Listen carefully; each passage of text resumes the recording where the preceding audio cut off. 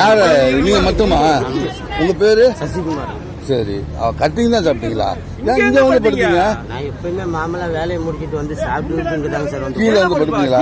கீழே தாங்க சார் படுப்பேன் எப்பயுமே. எப்படி இறங்குனீங்க?